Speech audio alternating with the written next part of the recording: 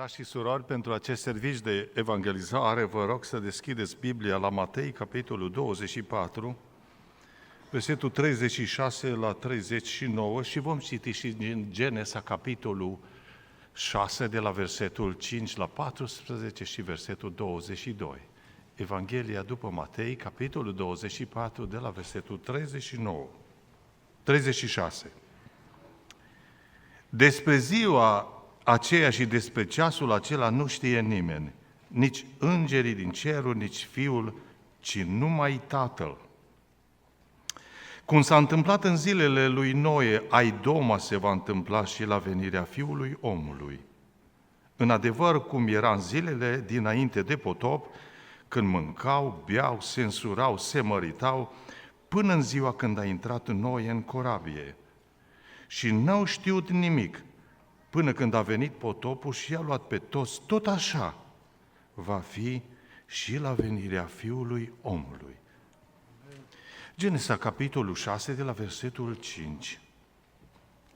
Domnul a văzut că răutatea omului era mare pe pământ și că toate întocmirile gândurilor din inima lui erau îndreptate în fiecare zi numai spre rău. I-a părut rău Domnului că a făcut pe om pe pământ și s-a mâhnit în inima lui.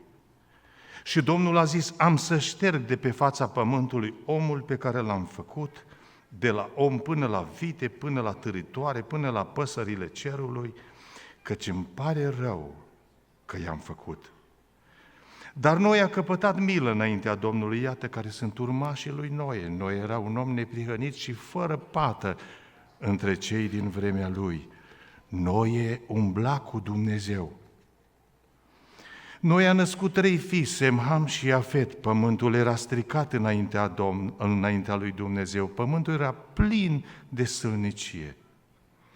Dumnezeu s-a uitat spre pământ și iată că pământul era stricat și orice făptură stricase calea pe pământ.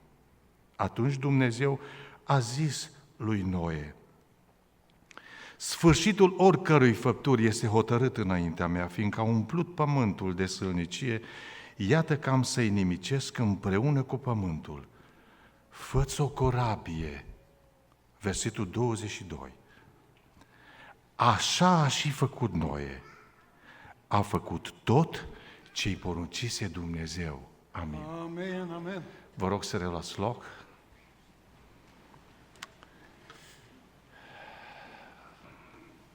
Într-un fel, sunt într-o experiență, pentru că în 2 săptămâni va trebui să plec în Londra pentru vreo 10 evangelizări. Dacă vă aduceți aminte și vreți, rugați-vă ca Dumnezeu să-mi dea putere să fac lucrul ăsta în numele Domnului. Am avut 4 evangelizări minunate în care Dumnezeu a vărsat cuvântul Lui spre inimile noastre în mod special. Duminica, seara trecută, cu precădere prin fratele Moldovan, Dumnezeu a adus spre noi 2 lucruri foarte de bază a sufletului nostru, iertarea și pocăința. Este că sunt importante. Dumnezeu a venit spre noi și ne-a convins în duminica seara trecută că dacă nu iertăm noi celor ce ne greșesc, nici El nu ne iartă pe noi. Așadar, prin pocăință, ne-am rezidit sufletul și am încercat să lăsăm pe Duhul Sfânt să zdrobească gândurile noastre și să pună în linie viața noastră după cuvântul lui Dumnezeu. Amin. Slavă Domnului. Marți, prin fratele Iulian Costea, Domnul a venit să ne arate cu pasajul din Genesa, capitolul 3, că Dumnezeu nu tolerează păcatul, ci confruntă pe păcătos. Îl cheamă, stă de vorbă cu el, îi pune în față atitudinea lui de neascultare, alt lucru, îl scoate afară din Eden, pedepsește păcatul, îl dă afară și închide poarta Edenului, dar nu fără să-i promită omului că într-o zi va veni o altă ușă deschisă. Și această ușă este Domnul Iisus Hristos, care s-a deschis din nou spre pomul vieții pe care îl neglijase Adam și a mâncat din pomul cunoștinței binelui și a răului. Să ne ajute Dumnezeu în ziua aceea glorioasă, toți de aici, să putem trece prin poarta aceasta și să mâncăm din pomul vieții. Celui ce va birui până la sfârșit, va fi pocăit până la sfârșit, îi voi da să mănânce din pomul vieții care este în raiul lui Dumnezeu. Într-o zi ne vom întoarce iarăși acolo de unde omul a plecat. Miercuri, prin fratele Andrei din Canada, un pastor tânăr, Dumnezeu ne-a arătat că cei 3 tineri din Babilon, deși erau înălțați în deregătorii, băieți foarte sclipitori, binecuvântați de Dumnezeu cu multă înțelepciune, nu au schimbat credința pentru nimic în lume. Nu au avut 2 feluri de interpretare, una cu Domnul, una fără, ci au rămas în picioare dându-și viața pentru credință. Ei n-au știut că îi scapă Dumnezeu. A zis Dumnezeu ne poate scăpa, dar chiar dacă nu ne scapă, rămânem credincioși Dumnezeului nostru, Împărate, să știi, noi nu ne închinăm chipului Tău. Și am înțeles, miercuri seara, noi, copiii noștri, nepoții noștri, că în orice împrejurare trebuie să rămânem credincioși lui Dumnezeu. Nu știm ce vremuri o să vină. Nu știu la ce vom fi supuși. Și acum sunt copiii noștri și nepoții noștri terorizați de tot felul de ispite acestei țări, acestei lumi, a internetului și așa mai departe. Îndemnul a fost și îl reamintesc. Rămâneți credincioși lui Dumnezeu până la capăt și veți primi cununa vieții. Apoi, joi seara, Dumnezeu a deslănțuit o învățătură puternică. Felul cum noi primim mântuirea. E destul de ușor, doar să credem. Și Dumnezeu ne socotește neprihăniți prin credință. Ne iartă așa cum n-am făcut niciodată nimic.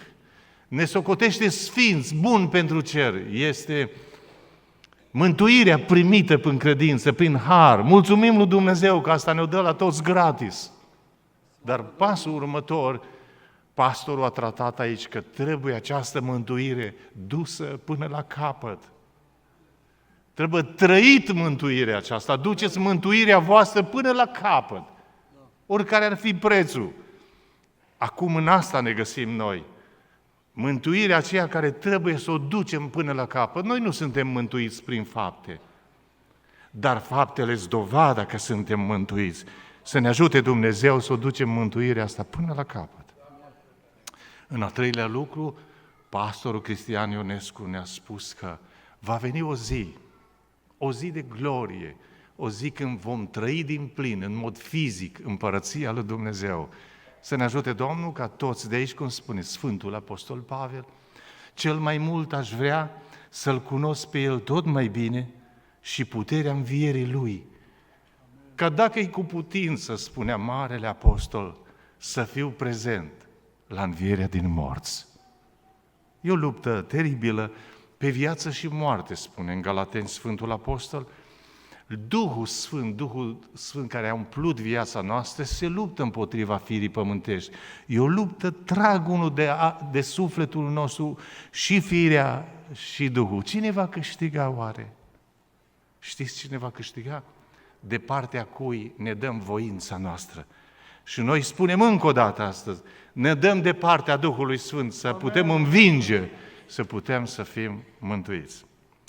M-am gândit, m-am rugat Domnului pentru această zi și parcă așa mi-a spus să vorbim acum astăzi puțin despre revenirea Domnului Iisus. Am văzut pașii aceștia extraordinari până la mântuire, dar acum ar trebui să explodeze în noi un dor, o dorință de a veni Domnul Iisus după noi.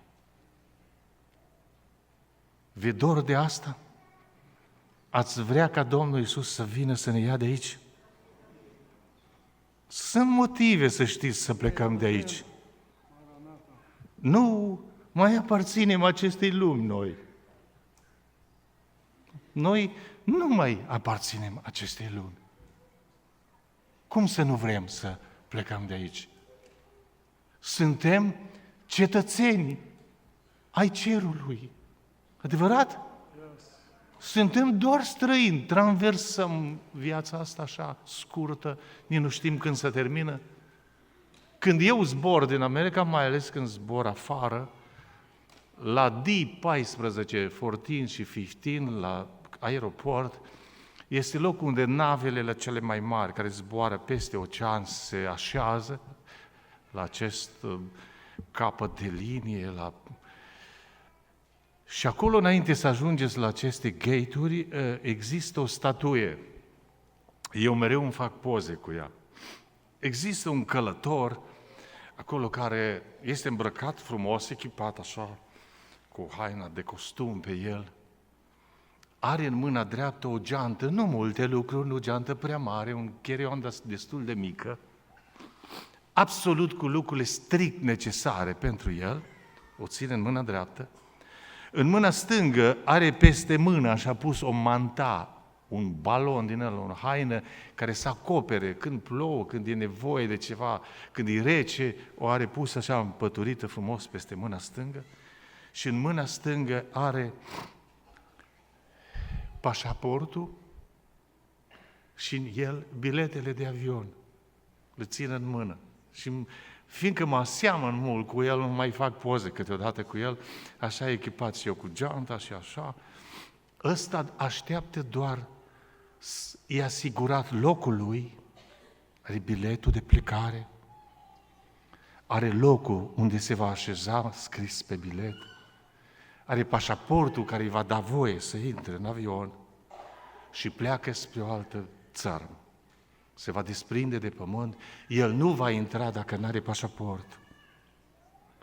El nu va intra nici dacă nu are locul rezervat. Ăsta era gata. Și noi ne asemănăm foarte bine. Pentru ziua aia de zbor trebuie neapărat să avem pașaport, să fim cetățeni unde zburăm să ne poată primi, să avem locul asigurat, numele scris acolo. Merită, îmi spune Duhul Sfânt, să vă întreb, aveți numele scris în ceruri? Că nu puteți pleca. Tu să ai loc cetățean acolo, altfel nu. O să piuie aia când vrei să intrați și o să spună, tu dă-te mai în spate, tu nu poți să intri. Să ne ajute Domnul astăzi să ne adunăm gândurile și Duhul Sfânt să poată să ne provoace la o pocăință și la un interes pentru împărăția lui Dumnezeu și pentru plecarea de aici. Amen. Pentru că trebuie să plecăm. Nici nu ne trebuie lumea asta. Acum, am prima întrebare. Când va veni Domnul Iisus? Când o să vină? Vedeți, mulți s-au hazardat scriind date când va veni Domnul Iisus. Atunci o să vină, așa spun psalmi, au descifrat tot felul de coduri din Biblie, interpretându-le greșit, că nu s-a întâmplat așa. Când o să vină? În dimineața asta ascultăm o puțină predică din vreo 4 versete a Mântuitorului. Merită să-L credem pe El, nu-i așa? Dincolo de vorbele Lui nu mai sunt altele. El e absolut. El nu e un învățător. El e învățătorul. Amen. El e marele păstor al oilor. Ce zice El, aceea e adevărat.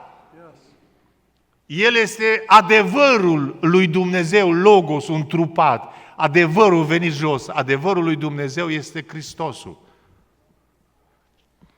Pilat, guvernatorul de la Roma, care guverna pe vremea Mântuitorului la Ierusalim, l-a întrebat pe Iisus atunci când așa a fost descormonit el, când Iisus a zis, dacă îți spun adevărul, de ce mă bați? Și el, centurionul ăsta care nu se temea de nimeni și ești în mâna mea, pot să-ți dau drumul sau să te omor. Ce este adevărul? A fost mișcat de această vorbă și Iisus n-a mai zis nimic. că adevărul de fapt era El, binecuvântat să fie numele Lui. Când vine Domnul și Mântuitorul a spus aici, în Matei 24, că nimeni nu știe, îngerii nu știu. Așa a zis Domnul. Atenție mare! Îngerii nu știu. Mai zic oameni că știu ei. În cer, îngerii nu știu. Când se va dezvălui cel mai mare secret al lui Dumnezeu, Dumnezeu va veni să-i ducă mireasa la copilul lui și va avea loc nunta mielului. Nu știu îngerii asta. Nu știm nici noi. Nici fiul, a zis, nici fiul. Nu știu când tata îmi va face surpriza asta. Că să mă întâlnească cu cei pentru care Iisus a murit. Dar Tatăl știe. Frați și surori, vreau să zăbovesc puțin la ideea asta. Dumnezeu știe totul. Gloria Lui. Amen? Psalmul 139 povestește omului Dumnezeu acolo că tu știi când stau jos. Când stai jos, Dumnezeu știe. Tu știi când mă scol în picioare. Tu știi unde mă duc. Dacă mă duc la marginea mării, dacă mă duc la ocean, Dumnezeu știe. Amen? Este extraordinar. E interesat de fiecare ființă care bate inima în el. Dumnezeu știe tot. Până și părul din cap este numărat. Nu că Dumnezeu numără firele de păr. E atât de amănunt Dumnezeu ăsta, atât de perfect, atât de tot știutor, că știe totul. Extraordinar. Știe cuvântul înainte să-l zici. Când îl plămădești în mintea ta să-l scoți pe gură, înainte să vină afară, la Dumnezeu sună tare ce ai vrea să zici. Dumnezeu știe. Este o provocare lucrul ăsta pentru mine.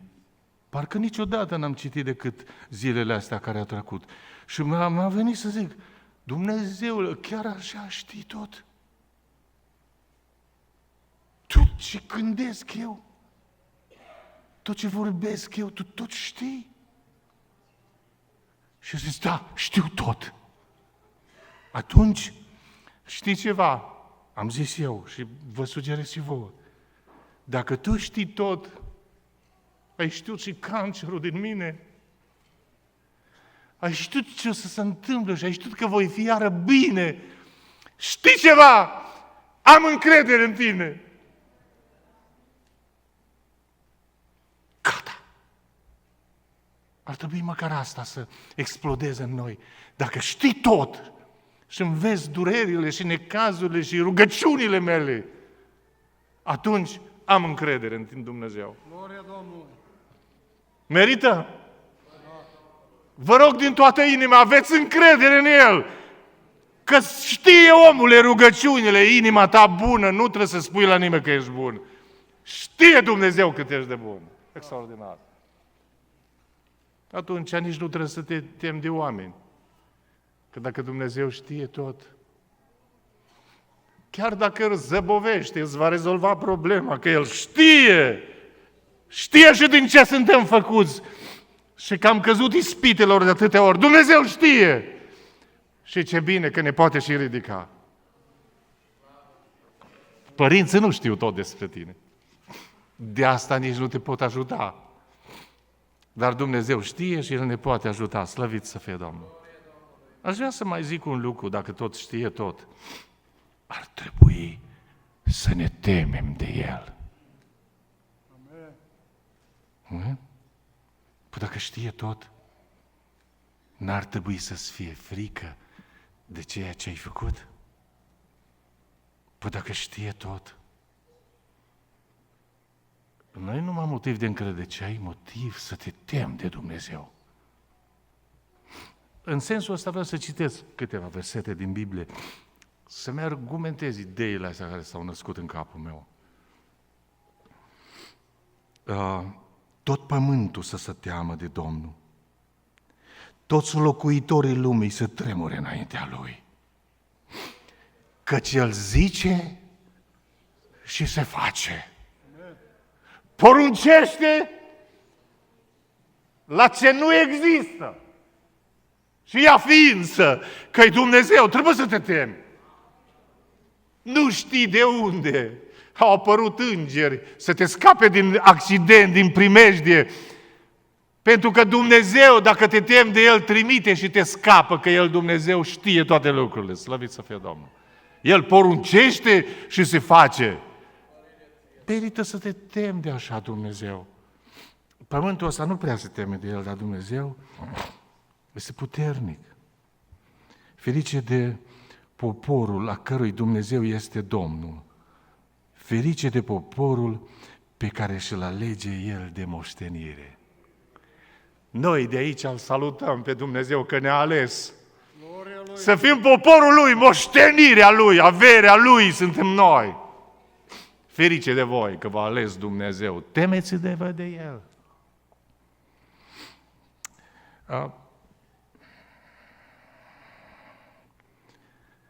La unul mai îndrăzneț vreau să-i răspund, care nu vrea să se teamă de Domnul. Nu e aici la adunare, dar poate pe internet cineva. Îi scrie și la el ceva, o scrisoare. 1 Samuel, capitolul 2, versetul 3. Nu vorbiți cu atâta îngânfare, să nu vă iasă din gură cuvinte de mândrie, căci Domnul Dumnezeu, care știe totul, toate faptele sunt cântărite de El.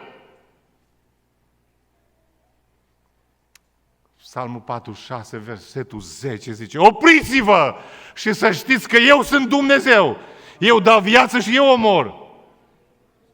Scrie și la asta. Trebuie să fug de la subiectul ăsta și fac asta după ce mai citesc un verset din Eclesiastul, capitolul, sau 2 versete, 12, versetul 13 și 14. Sună ca încheierea acestui prim punct care am vrut să-l zic. Încolo, fiule, ia învățătura aceasta, lucrurile. Eclesiastul, capitolul 12, versetul 13 și 14. Mulțumesc. Să ascultăm încheierea tuturor învățăturilor. Asta e încheierea a punctului 1. Teme-te de Dumnezeu. Păzește poruncile Lui. E datoria ta a fiecărui om. Amin? Ai o datorie să te temi de Dumnezeu, pentru că Dumnezeu aduce orice faptă la judecată. Și judecata aceasta va face cu privire la tot ce ai ascuns tu vreodată. Teme-te de Dumnezeu să încheie toate învățăturile. Dacă mergem numai cu asta acasă, să-l înghițim versetul ăsta, ar fi special copiii mei și nepoții mei dacă l-ar lua ăsta. Atât. Că Dumnezeu nu treci pe lângă El. Va scormoni viața și trecutul tău, ascunsurile tale și le va vedea toată lumea. Pentru că El știe totul. Binecuvântat să fie Dumnezeul nostru care știe totul. Aveți încredere în El și temeți-vă de El. Amen. 2. Cum va fi venirea Domnului? Când va fi? Nu știe numai Tatăl. De acord cu Biblia? Amen. Va fi surpriză mare. Că dacă știe numai noi nu știm, știi ce înseamnă asta pentru mine? Ce-mi vine acum în capul meu? Că în fiecare dimineață când eu mă scol și îmi fac agenda pentru ziua aia, să fie neapărat scris: astăzi poate veni Domnul, fii gata. E asta în viața ta? Atâtea lucruri am plănuit, atâtea avem de gând să ne cumpărăm și nu o să le terminăm, atâtea, știu eu cât fiecare, dar scrie acolo numărul 1, astăzi ar putea veni Domnul sau tu să pleci la El? Tu chiar te interesează venirea Domnului dacă nu scrie? Nu prea te interesează. Venirea Domnului eminentă, oricând poate. Sau putem noi pleca de aici, să nu mai ieșim din operația de 6 ore. Am adormit, ne-am zis la revedere la copii și la soție. Și am zis, mă duc. Dacă nu mai vin înapoi, ne întâlnim mâine dimineață pe nor. Dacă vin înapoi, vom continua să-L slujim, să-i dau din zilele care mi-a dat înapoi. Nu se știe de când pleci tu sau vine El. Fii în fiecare zi pregătit pentru a te întâlni cu Domnul. Amen? Asta chiar ar merita. La evangelizarea asta să ne schimb, Doamne, plec acasă și nu mai vreau nici o zi să uit că eu nu aparțin lumii și că eu trebuie să plec de aici. Ajută-mă să fiu gata în fiecare zi. Amen? Amen, amen. Al doilea lucru am zis că asta aș vrea să fie cum va fi. Și Mântuitorul în predica lui a zis, vă spun cum o să fie. Când va veni Fiul omului, va fi așa. Interesant că Mântuitorul care a făcut lumea, l-a făcut și pe noi, nu? Că toate lucrurile au fost făcute prin El. La început a fost cuvântul. Cuvântul era cu Dumnezeu și cuvântul era Dumnezeu. Și toate lucrurile au fost făcute prin El și pentru El, prin Domnul Iisus, slăvit să fie Domnul. El l-a făcut și pe noi. El a mers în grădină, ei să facem om, El l-a făcut pe om. Împreună cu Tatăl. A fost la creație, El a creat și toți îngerii, miliardele de îngeri. El i-a creat pe toți, lumea cerului, toate frumusețile, toată natura asta. Este opera marelui arhitect. Gloria Lui. Slăvit să fie numele Lui. Amen. Și acum eu am să spun cum va fi. Cum? Cum a fost pe vremea lui Noe. Așa să fie. Lăsam citit ceva și pe dumneavoastră vă provoc să mâncați și vechiul, Genesa sau facere, foarte important. Așa o să fie. Și cum a fost atunci? Și am fost obligat să mă duc să văd cum a fost atunci. Și cartea spune, am citit astăzi, că atunci a fost o lume rea și câțiva oameni buni. În vremea lui Noe au fost oameni mulți nepocăiți din seminția lui Cain și câțiva pocăiți. Vedeți, după ce Cain l-a omorât pe Abel, cartea spune că a fost supărare mare, Dumnezeu l-a alungat de la fața lui pe Cain. Ăsta nu s-a mai pocăit, ăsta n-a mai avut acces la Dumnezeu, ăsta e iadul. Acolo s-a împărțit veșnicia, acolo sclipește când Abel, specialul, neprihănitul și Cain, alungatul de la fața lui Dumnezeu. Asta va fi și la final. Du-te și vino. Și Cain a fost alungat, nu mai avea Dumnezeu nimic cu el. Dar Dumnezeu a dat un nou adaos, înlocuitor, așa îi zice Eva. S-a născut cineva în locul lui Abel, cu numele Set. Când s-a născut Set, din care a venit Enoch mai târziu, prin Metusala, când s-a născut Set, au început oamenii să cheme numele Domnului. Amen. Vă place atmosfera? Mergem la adunarea aia de acolo? O să adunare extraordinară. Setul ăsta a adunat oamenii buni și a deschis biserică, să zicem așa, adunare de oameni credincioși. Și au început să cheme numele Domnului. Credeți că i-a auzit, le-a ascultat Dumnezeu? Amen, haleluia! Sute de ani că trădeau, câte 900 de ani. Să te rogi 100 de ani să chem numele Domnului și să nu te plictisești și să nu schimbi nimic. Așa se face că Enoch a intrat de la tata lui, de la bunicii lui, în el așa credință, așa dragoste pentru Dumnezeu, că 300 de ani, zi și noapte, am umblat cu Dumnezeu. Și ție greu câțiva ani?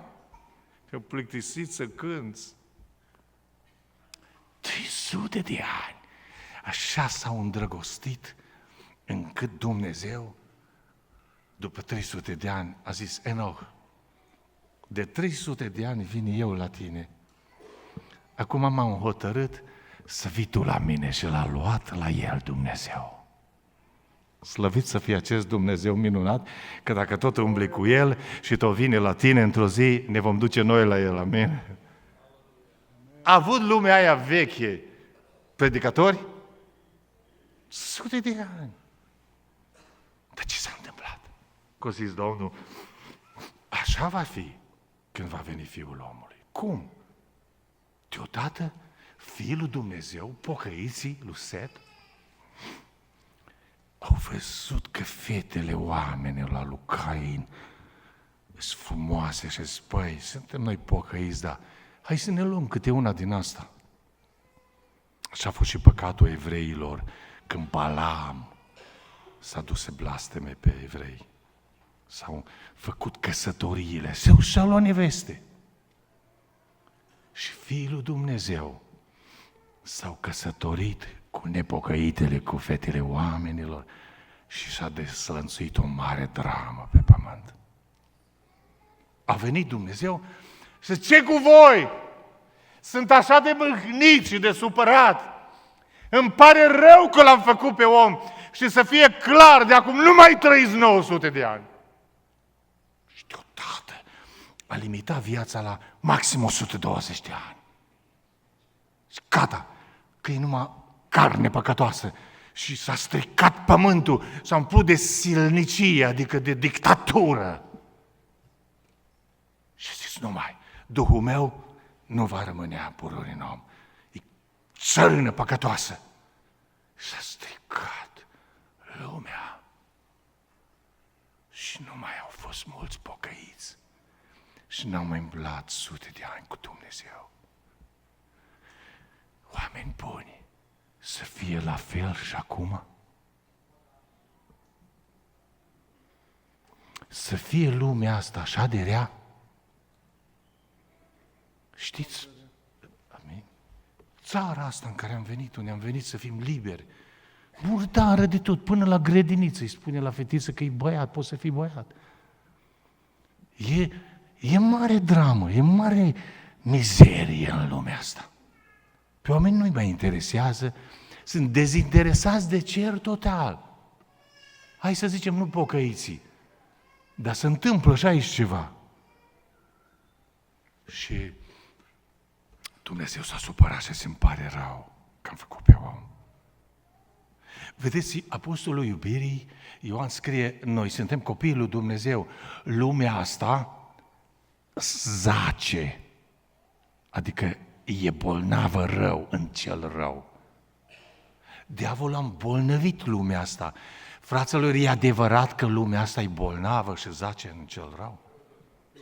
Și ne trimite un mesaj, Ioan: copilașilor, nu iubiți lumea. Amin? Amen. Nici lucrurile din lume. Amin? Că tot ce este în lume, ce e lumea asta? Pofta ochilor. E beteag cineva de asta? Să mai sature de privit. Stimați tineri, frați și surori, pofta ochilor, ea e generată de mândrie, de patimi. Pofta firii pământești nu se mai poate abține. Ori n-ar trebui măcar astăzi să pui capăt la ele? Chiar e Dumnezeu aici? Chiar am putea scăpa de ele? Are putere sângele Domnului Iisus să-ți curățească conștiința și viața ta? Amin, să facă Domnul minune astăzi. Tot trecutul să ți-l șteargă. Și dacă nu, lăudăroșia vieții. Nu știe cum să se înghesuie, să-L vezi, ce știe, ce are El. Cine să fie? Au zis frații la rugăciune că fiecare să n-aibă o părere mai înaltă decât îi se cuvine. Cât ți se cuvine. Ce ți se cuvine ție? Că 9.000 ni se cuvine să ni se umple fața de rușine, știind că Dumnezeu știe totul. Suntem nimic fără El. El e totul. Eu trăiesc, nu mai trăiesc eu, Hristos trăiește în mine.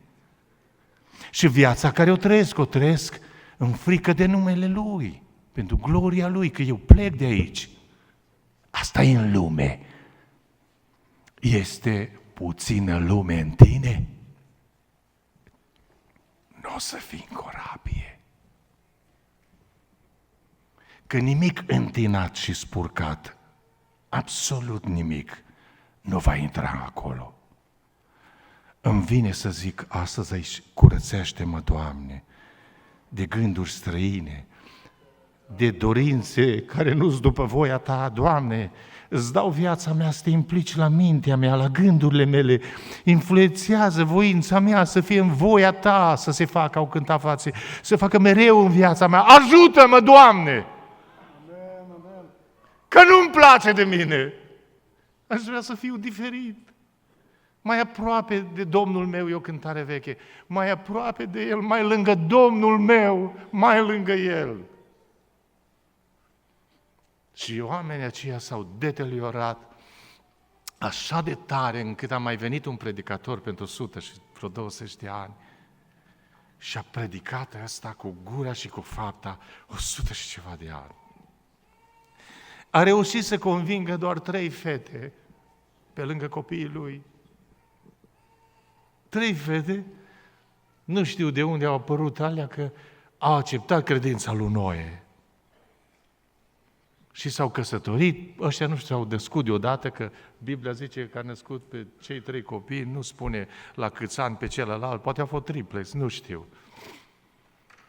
Dar s-au căsătorit 3 fete și au acceptat credința lui Noe. Ăsta a fost culmea. Ce mă place să seamăn cu el. Nu l-a mai interesat să-și facă o casă, să facă casă la copiii lui, să adune avere.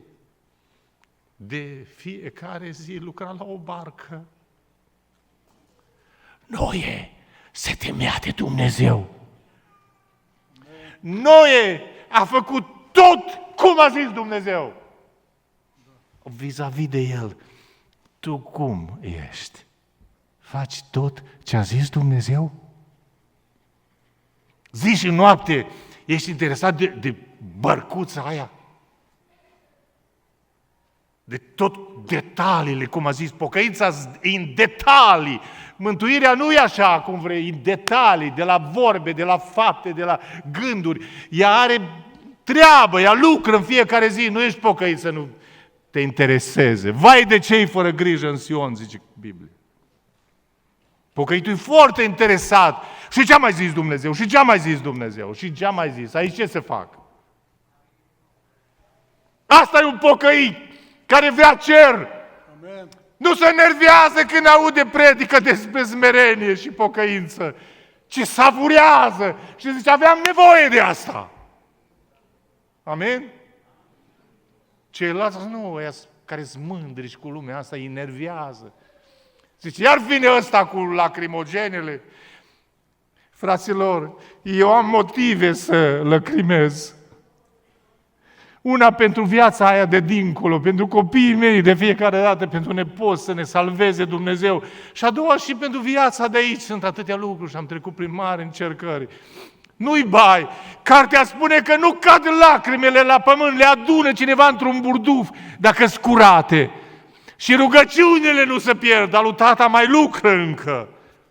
Că avem un Dumnezeu minunat care știe totul. Mai bine l-am face ca Noe, zi și noapte, Fanaticul ăsta n-avea altceva decât să meargă la corabie. Bravo la copiii lui!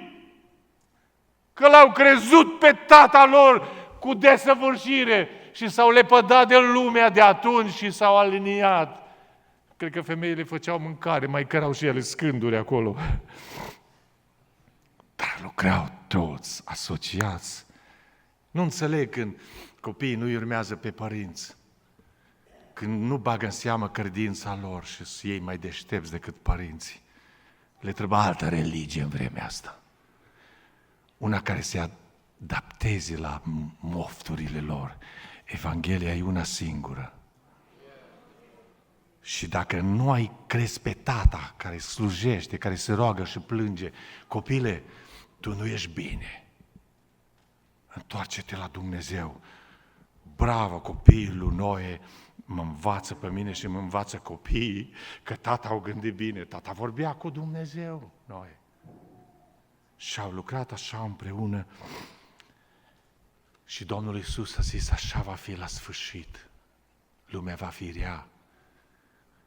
Oamenii vor fi răi. Timoteie, nu mai citiți toate versetele. Citiți-le voi că le găsiți în 2 Timotei, capitolul 4. Spune apostolul, îți trimite scrisoare din pușcărie. Timoteie, fii brav. Știi de la cine ai învățat? Predică Evanghelia curată. Fă lucrul unui evanghelist. Ai grijă, Timotei, că în zilele din urmă, să fie acum zilele din urmă, oamenii vor fi răi și vor da învățători, îi vor vota pe ea după poftele, după inima lor, care le vor povesti lucruri închipuite, să-i gâdăle urechile, să ascultă mai o glumă, mai ceva. Ai grijă! Tu fă lucrul unui evanghelist, rabdă, sufere, zi drept. Amin? Că ăștia, introduși ăștia, vor zăpăci pe mulți, vor deruta. Evanghelia nu se schimbă. Și ăia pe care nu îi schimbă Evanghelia, încearcă ei să schimbe Evanghelia. Ai milă de noi, Doamne. Amen. Ajută-ne să ne întoarcem la Tine. Așa a fost pe vremea lui Noe. Și a rămas doar el și a lucrat cu zor. Dar Dumnezeu care știe și să răsplătească pe toți cei răzvrătiți și să scape așa cum a scăpat pe vremea lui Noe, el a scăpat pe Noe și casa lui, ne va scăpa și va scăpa pe toți cei ce perseverează și iubesc venirea Domnului. Și vor muri toți cei nelegiuiți în păcatele lor. S-au dedat acum bărbați la bărbați, femei la femei, dezastru ce în lumea asta. Au pătruns până în biserici. Oare seamănă ca vremea lui Noe, vremea asta? Mântuitorul a zis cam așa. Tolerăm tot felul de lucruri, să nu ne pierdem prietenii. Știți cum vă pierdeți prietenii? Când îi tolerați. Sunt primii care vor spune, tu nu mi-ai zis drept. Într-o bună zi o să vină să-ți spună, pastore, nu mi-ai spus adevărul. Păi n-am vrut să te supăr. Și tu m-ai trimis pe mine în rătăcire. Mai bine să spunem adevărul. Și într-o bună zi va veni și va spune, pentru că mi-ai spus adevărul, mă întorc, mulțumesc. Doctorul pe mine n-a putut să lase acolo tumora canceroasă. A spus, eu pe tine trebuie să te operezi, să te adorm și să te fac dezastru înăuntru, să scot afară. Ce era dacă spunea, nu, mi-e așa de milă de tine, tu ești un bărbat fain, nu te fac praf, m-a făcut praf, dar am scăpat de cancer și sunt sănătos că așa sunt toți sănătoși și nu ne naștem sănătoși, ne vindecă Dumnezeu în sufletele noastre, că noi suntem tendință păcătoasă în noi, dar avem un Dumnezeu care ne mustră, ne îndreaptă și ne dăm inima Lui astăzi. Zdrobește-mă, Doamne, prin Evanghelie, dar mântuiește-mi sufletul, curăță-mă de tot ce e rău, amen? Asta e un pocăit.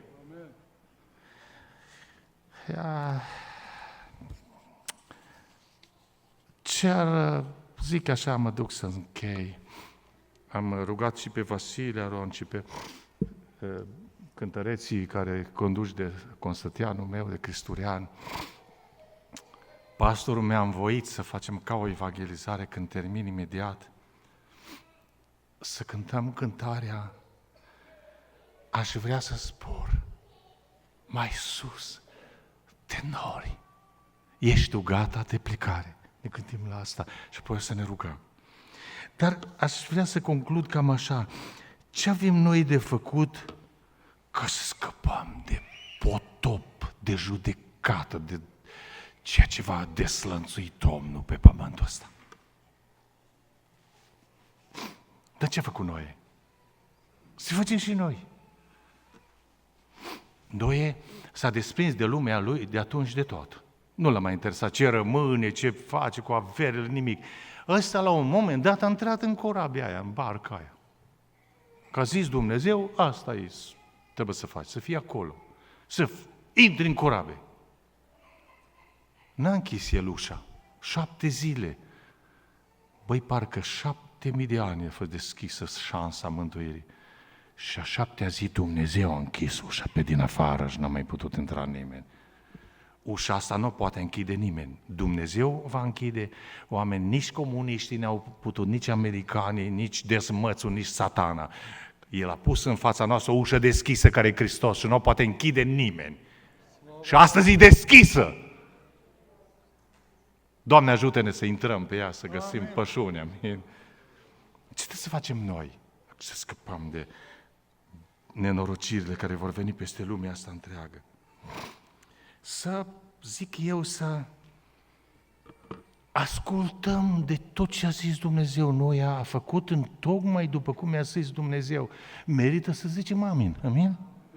Cine aude cuvintele mele și le face, nu? Domnul n-a vorbit numai să auzim, ci să împlinim. Noi a făcut totul după cuvântul Domnului. Asta ar trebui să facem și noi. Noi a iubit pe Dumnezeu. S-a încrezut în Dumnezeu total. Avem asta încredere totală în Dumnezeu? Păi atunci de ce pribegim la corturile străine? De ce ne amestecăm cu lumea? Dacă chiar credem că trebuie să plecăm și suntem în corabia Lui, în biserica Lui. De ce îi otrăvim și pe alții? De ce dezamăgim pe alții? De ce? Dacă avem încredere în tot ce a zis El, că așa se va întâmpla. De ce? Să ne oprim. În timp ce potopul înghițea pe oamenii nelegiuiți și vaete și până la vârful munților s-a ridicat apa și au murit, nici păsările nu mai aveau unde să pună și au murit și ele. Deasupra potopului plutea o barcă spre o altă lume. Cu o fereastră sus, un geam sus, era credinciosul Noe. În timp ce va fi necaz mare pe pământ, biserica asta la care mă uit eu astăzi, vom pluti deasupra norilor spre o altă lume. Gloria Domnului. Spre o lume nouă. Mereu suntem descurajați. Există oare? Este dincolo de atâta mizerie ceva nou, frumos? Noi auzea cocoșul toată ziua și era în barca aia. Și într-o zi a luat un porumbel și a zis, sunt așa de îngrijorat, atâta apă tulbure, atâta moarte în jurul meu. Ne-am suit în barca asta. Oare mai ajungem vreodată într-o lume nouă? A dat drumul la porumbel și a venit înapoi că n-a avut unde să se pună. L-a luat și a spus, nu-i nimic. Nimic. Am mai stat un timp și în neliniștea lui, în dorul lui, auzea pe Dumnezeu care a zis că îl scapă, că va fi bine. Și a dat drumul din nou la porumbel.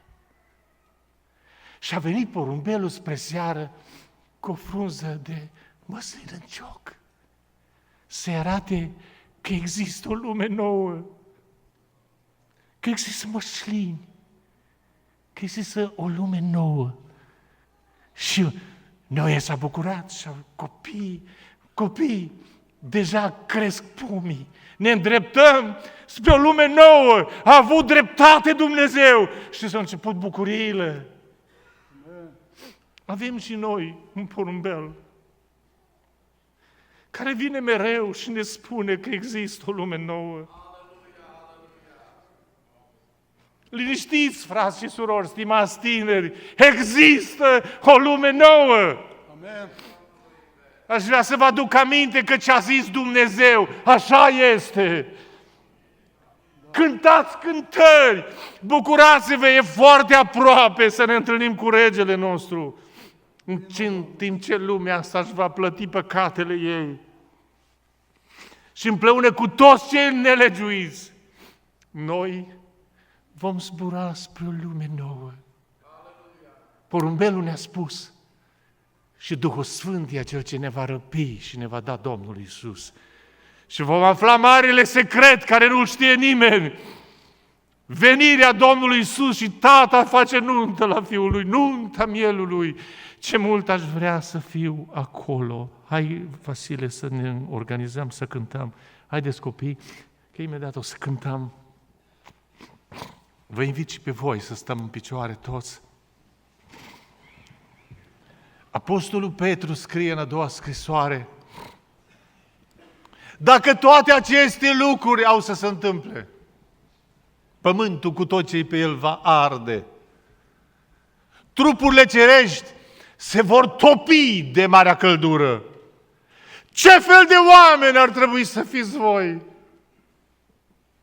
Pentru o purtare sfântă și avioasă, așteptând, nu numai atât, grăbind ziua venirii Domnului Iisus Hristos. Adică cum? Lucrând harnici, evangelizând lumea asta, când va ajunge Evanghelia la marginea pământului, peste tot, să slujească de mărturie tuturor, atunci va veni sfârșitul. Ești tu gata de plecare.